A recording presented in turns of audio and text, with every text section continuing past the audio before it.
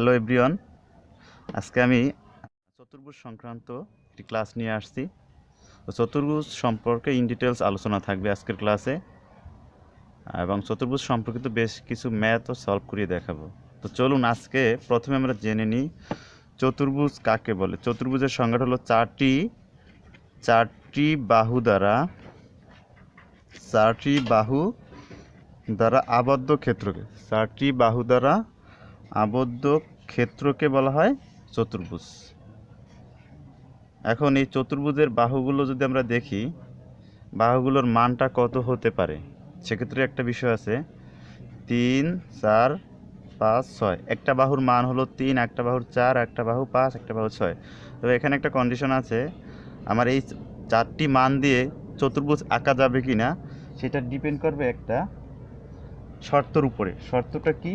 আমি এখানে যে চারটা বাহু আছে, চারটা বাহুর ভিতরে যে কোনো তিনটা বাহুকে যোগ করে যোগফল যদি দেখি এটার চেয়ে বড় হয়, তখন মনে করব কি এই চারটা বাহু দিয়ে যে কোনো একটি চতুর্ভুজ আঁকা সম্ভব হবে। যেমন 3 + 4 + 5। এখন দেখা গেল এখানে আমরা যে ইচ্ছাটা যোগ করি 10, আর এখানে হবে আপনার 12, এখানে হবে 6। দ্যাট মিনস আমরা বুঝতে পারতেছি এইখানে আমি প্রত্যেকটা থেকে আমি যদি দেখাতে চাই প্রতিবারই আবার যদি আমি 4কে এই সাইডে নিয়ে 6কে এখানে নিয়ে আসি, তাহলে যে নতুন একটা বিষয় আসে সেখানে আমরা দেখব এই 3টাকে যোগ করে যোগফল যদি বাকি বাহুটার থেকে বড় হয়, তখন আমরা মনে করব এই চারটা মান দিয়ে একটি চতুর্ভুজ আঁকা সম্ভব।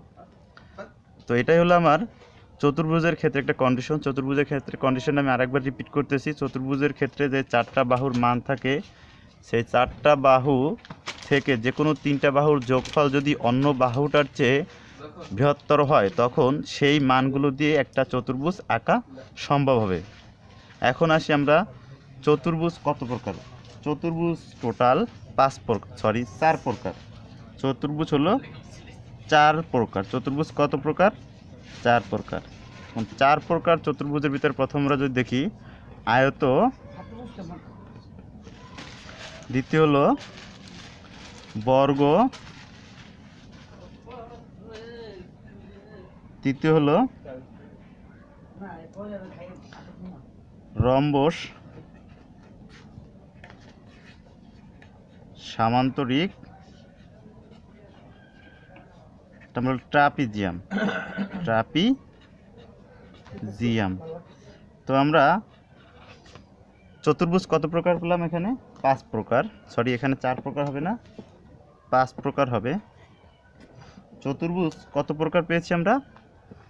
5 প্রকার: আয়ত, বর্গ, রম্বস, সামান্তরিক, ট্রাপিজিয়াম। এখন যদি আমরা একটু হালকা করে দেখার চেষ্টা করি যে আসলে মূলত আয়ত কী ধরনের হতে পারে, বর্গ, রম্বস, এই 5টা চিত্রের ভিতরে কার ভিতরে কি পার্থক্যটা আছে, পার্থক্যটা আমাদের অবশ্যই জানতে হবে, যাতে করে আমরা প্রথমে ম্যাথ করার আগে চিত্রটা ভালো করে চিনতে পারি এই চিত্রটা কোন সম্পর্কিত, এটা কি আয়ত না রম্বস না বর্গ না ট্রাপিজিয়াম।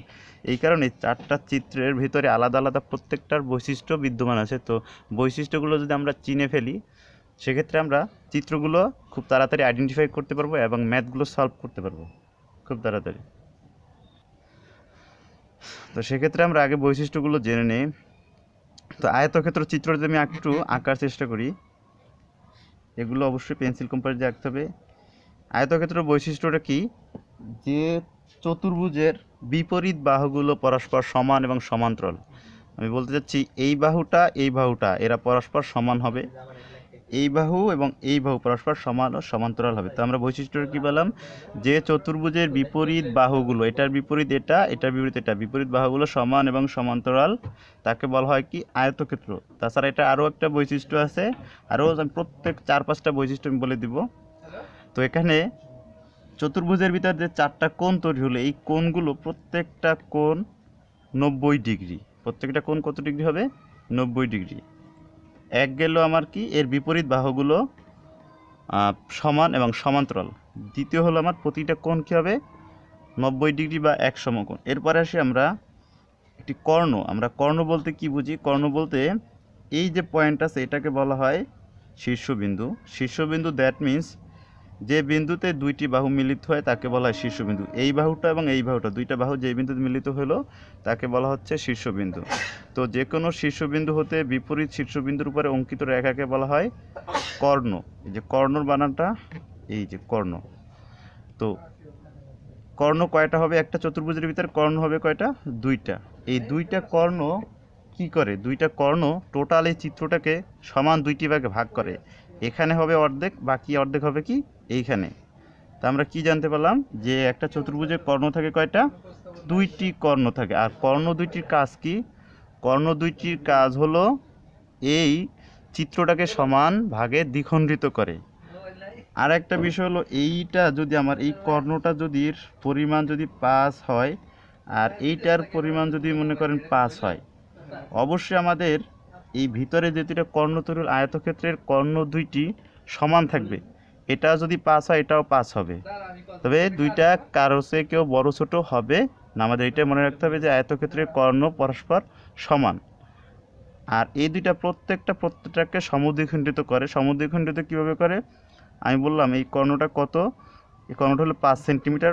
তো 5 সেন্টিমিটার যদি হয়, যখন আমরা দুইটা কর্ণ অঙ্কন করব একে অপরকে সমদ্বিখণ্ডিত করবে। দ্যাট মিন্স আমরা পাচ্ছি এই সাইডে 2.5 এবং এই সাইডে 2.5 সেন্টিমিটার। এতটুকু জানলেই হবে আয়তক্ষেত্রের সম্পর্কে। এখন আসি আমরা বর্গ। বর্গর চিত্রটা কি? আমরা জানি বর্গ হলো যার 4টা বাহু সমান, যার 4টি বাহু সমান তাকে বলা হয় বর্গ। এটা গেল প্রথম বৈশিষ্ট্য। দ্বিতীয় বৈশিষ্ট্য হলো, তো এখানেও প্রতিটি কোণ কত ডিগ্রি তৈরি হবে? 90 ডিগ্রি তৈরি হবে। তো প্রতিটি কোণ কত ডিগ্রি তৈরি হচ্ছে? 90 ডিগ্রি। এরপরে থার্ড যেটা, এর কর্ণ কয়টি? এর কর্ণ হলো দুইটি। আর কর্ণ দুইটি কি? প্রত্যেকটা পরস্পরের সমান। আর সমান হলেই তারা কি করবে? সমকোণে সমদ্বিখণ্ডিত করবে। এখানে একটা বিষয় ইম্পর্টেন্ট কথা, যে এখানে যে দুইটা কর্ণ আমি অঙ্কন করলাম, এই কর্ণ দুইটা পরস্পর সমকোণে সমদ্বিখণ্ডিত করলো, মানে হচ্ছে এইখানে 90 ডিগ্রি কোণ তৈরি হবে, এখানেও 90 ডিগ্রি কোণ তৈরি হবে। দুইটা কথা ইম্পর্টেন্ট একটি কথা লিখতে হবে, যে কর্ণদ্বয় পরস্পরকে সমকোণে সমদ্বিখণ্ডিত করে, সমকোণে সমদ্বিখণ্ডিত করে। এটা খুব ইম্পর্টেন্ট বিষয়, যে বর্গের কর্ণদ্বয় পরস্পরকে সমকোণে সমদ্বিখণ্ডিত করে। এরপর আসি আমরা রম্বস। রম্বসের ক্ষেত্রে সেম, রম্বসটা একটু আপনার বর্গর মতনই, তবে এটা একটু অ্যাঙ্গেল থাকে। তো এইখানে কথা হলো, এরও দুইটি কর্ণ আছে, তবে এর কর্ণ দুইটি, এর বৈশিষ্ট্যটা যদি আমি লিখতে চাই, এর কর্ণ দুইটি পরস্পর সমান নয়। ধরটি এটা আপনার 6 সেন্টিমিটার হয়, এটা হবে কত সেন্টিমিটার? 5 সেন্টিমিটার। তো এর কর্ণদ্বয় পরস্পর সমান নয়। আর এর কোনো কোণই 90 ডিগ্রি নয়। কোনো কোণই কী হবে? 90 ডিগ্রি। আমি আরেকবার রিপিট করতেছি, এর কর্ণদ্বয় সমান নয়। প্রথম হলো এর কর্ণদ্বয় সমান নয়, তারপর হলো এর কোনো কোণই সমকোণ নয়। তাছাড়া আরেকটা বিষয়, এর বিপরীত কোণগুলোর সমান। কিভাবে? এই কোণটা যদি 90, এই কোণটা যদি 45 ডিগ্রি হয়, এই কোণটা হবে 45 ডিগ্রি। আর এই কোণটা যদি 135 ডিগ্রি হয়, এই কোণটা 135 ডিগ্রি হবে। তো এটা হলো এর বৈশিষ্ট্য, রম্বসের বৈশিষ্ট্য। রম্বসের 4টা বাহু কিন্তু সমান, বর্গের মতোই। তবে বর্গের কী ছিল? প্রতিটা কোণ 90 ডিগ্রি, আর এটার কোনো কোণই 90 ডিগ্রি হবে না। আর কর্ণদ্বয় পরস্পর সমদ্বিখণ্ডিত করে, তবে সমকোণে সমদ্বিখণ্ডিত করে না। এরপর আসি আমরা সামান্তরিক। সামান্তরিকটা কি? সামান্তরিক হলো আমাদের এই আয়তর মতনই, তবে আয়তর যেরকম প্রতিটা কোণই 90 ডিগ্রি ছিল, সামান্তরিকের প্রতিটা কোণ 90 ডিগ্রি থাকবে না। সামান্তরিকের কি? কোনো কোণই 90 ডিগ্রি থাকবে না। বিপরীত কোণগুলো সর্বদা সমান হবে। এই কোণটা যত ডিগ্রি হবে এই কোণ তত ডিগ্রি হবে, এই কোণটা যত ডিগ্রি হবে এই কোণটা তত ডিগ্রি হবে। এটা হলো সামান্তরিকের বৈশিষ্ট্য। তাছাড়া সামান্তরিক আরও বৈশিষ্ট্য আছে, সেটা হলো সামান্তরিকের যে কর্ণ দুইটা আমরা অঙ্কন করব, সেই কর্ণ দুইটা পরস্পর সমান হবে না। সমান হবে না, তবে এই যে কর্ণ অঙ্কন করলে একটা কর্ণ আর একটা কর্ণর উপর দিয়ে ছেদ করলে প্রত্যেকটা কর্ণ অর্ধেকে বিভক্ত হয়। মানে হচ্ছে এটা যদি আমি ধরি 10 সেন্টিমিটার, তাহলে যখন এই দুইটি কর্ণ অঙ্কন করব, তো প্রত্যেকটা কর্ণকে অর্ধেক করে ফেলবে। তাহলে আমরা এই অংশে পাচ্ছি, এই অংশ পাবো আমরা কত? 5, আর এই অংশ পাবো কত? 5। এটা যদি আমরা 8 সেন্টিমিটার ধরি, তখন যখন দুইটা কর্ণ অঙ্কন করলাম তখন এখানে পাবো 4 সেন্টিমিটার, এখানে পাবো কত সেন্টিমিটার? 4 সেন্টিমিটার। এটাই হলো আমাদের সামান্তরিক বৈশিষ্ট্য। সামান্তরিক বৈশিষ্ট্য আমি আরেকবার রিপিট করতেছি। সামান্তরিক কি? যার কোনো কোণই সমকোণ নয়, তবে বিপরীত কোণগুলো সমান। আর এটার বিপরীত বাহুগুলো কিন্তু সমান, বিপরীত বাহুগুলো কী হবে? সমান। আর কর্ণদ্বয় আলাদা, কর্ণদ্বয় কি পরস্পর সমান নয়।